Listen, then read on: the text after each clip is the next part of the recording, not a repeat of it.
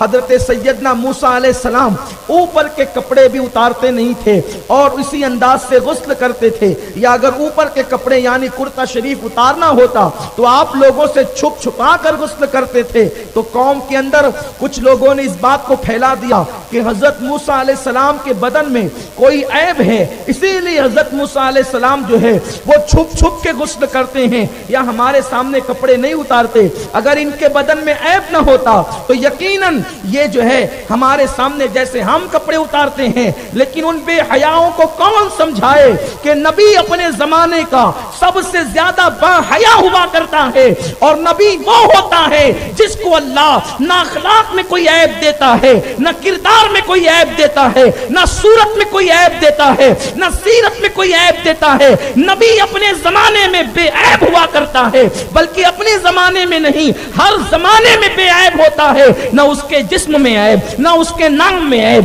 نہ اس کے نسب میں عیب، نہ اس کی سیرت میں عیب، نہ اس کی صورت میں عیب۔ اب بتاؤ اسی کو بے مثلیت نہیں کہتے تو اور کیا کہتے ہیں؟ اللہ اکبر۔ اسی لیے دیکھیں انبیاء کا نسب بھی بے عیب ہوتا ہے، ان کے نام بھی بے عیب ہوتے ہیں۔ اسی لیے آدم سے لے کر مصطفیٰ جان رحمت تک آپ سارے نبی کے نام دیکھ لیں، زمانے میں سب سے خوبصورت نام پیغمبر کا ہوا کرتا ہے، زمانے میں سب سے حسین نام پیغمبر کا ہوا کرتا ہے۔ اللہ اکبر۔ میرے آقا صلی اللہ علیہ وسلم کے دیوانوں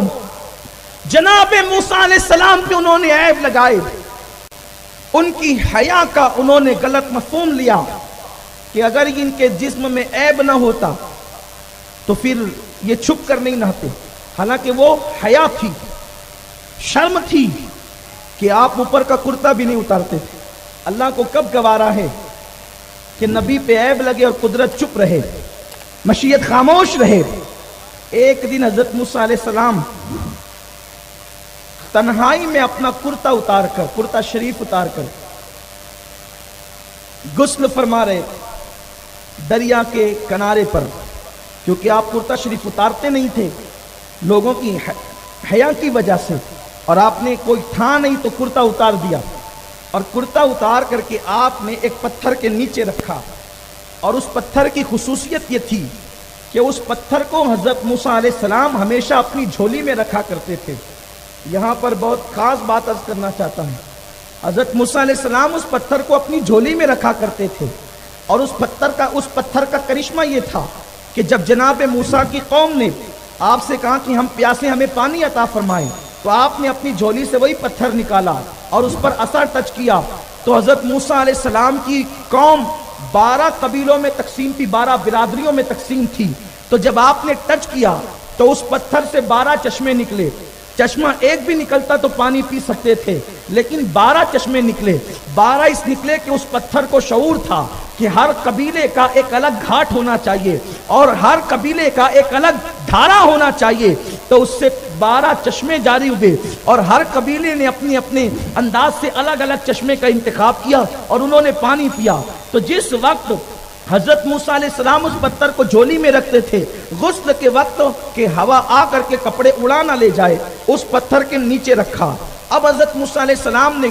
غسل کیا، چونکہ اوپر کے کپڑے اتار کر پتھر کے نیچے رکھے تھے، غسل کیا، اور جیسے دریا سے باہر تشریف لائے، اس پتھر کو اللہ نے حکم دیا کہ وہ حضرت موسیٰ کے کپڑے لے کر کے آگے دوڑتا رہا۔ حضرت موسیٰ علیہ السلام اس کے پیچھے چلے۔ آپ کو پتھر پہ غصہ آ گیا، توجہ فرمائے، آپ کو پتھر پہ غصہ آیا کیونکہ آپ حیا کی وجہ سے قوم کے سامنے اوپر کے کپڑے بھی نہیں اتارتے تھے۔ اللہ اکبر۔ غصہ آیا تو آپ جلال میں، کیونکہ پیغمبروں میں سب سے جلالی پیغمبر حضرت موسیٰ علیہ السلام ہے، آپ کو جب غصہ آتا تھا تو آپ کے جسم کے بال کھڑے ہو جاتے تھے اور آپ کے امامے سے آگ کے شرارے نکلتے نظر آتے تھے اور آپ کے بال آپ کے کپڑوں کے باہر نکل جاتے تھے، اس قدر جلال کی کیفیت ہوتی تھی۔ تو اب چونکہ اوپر کا کرتا تو ہے نہیں، حضرت موسیٰ علیہ السلام قوم کے سامنے اس انداز سے جاتے نہیں، پورا غصہ اور پوری توجہ اس پتھر کی طرف مبذول موصول ہو گئی اور قوم کے لوگوں نے الزام لگایا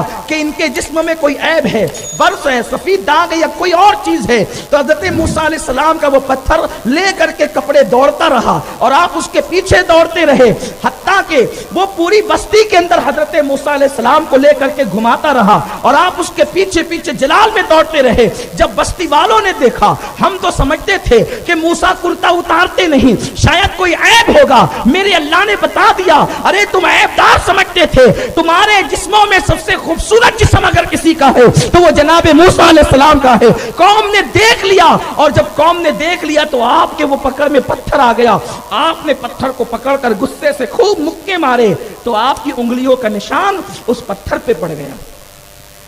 لوگ نبی کو اپنی طرح کے ذرا اپنے دماغ کا علاج کراؤ، کوئی پتھر پہلی بات تو تمہاری جھولی میں رکھا ہوا دوڑتا نہیں، نبی کی جھولی کا پتھر بھی دوڑتا ہے، اسے کہاں تک دوڑنا ہے وہ یہ بھی جانتا ہے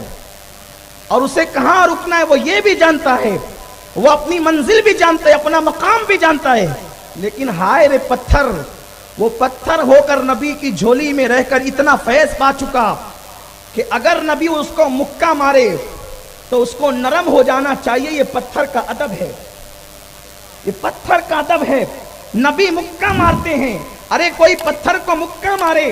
تو پتھر کی سختی کی وجہ سے اس کی انگلیاں ٹوٹتی ہے یا انگلیاں زخمی ہوتی ہے۔ پتھر کو بھی پتا ہے کہ جب نبی مارے تو مار کھاتے وقت نرم ہو جانا چاہیے، سخت نہیں ہونا چاہیے۔ خدا کی قسم، خدا کو پتھر کی یہ ادا اتنی پسند آ گئی کہ وہ نبی کے نام پہ نرم ہو گیا۔ آپ نے مکے مارے تو نرم ہوا، تو آپ کی انگلیوں کا نشان اس پتھر پہ پڑ گیا، تو اللہ نے اس پتھر کا ذکر قرآن مقدس میں فرما دیا اور اس پتھر کو قابل احترام بنا دیا۔ میرے آقا صلی اللہ علیہ وسلم کے دیوانوں، یہاں سے کئی مسئلے اس روایت سے نکلتے ہیں، حدیث پاک سے۔ یہ سیاہ ستہ کی روایت ہے جس کا مفہوم میں نے آپ کی خدمت میں پیش کیا۔ بخاری شریف میں بھی امام بخاری رحمت اللہ تعالی علیہ نے اس کو نقل فرمایا ہے۔ ایک تو یہ کہ نبی کتنے با حیا ہوتے ہیں کہ وہ اوپر کے کرتے اتار کر بھی قوم کے سامنے غسل نہیں کرتے۔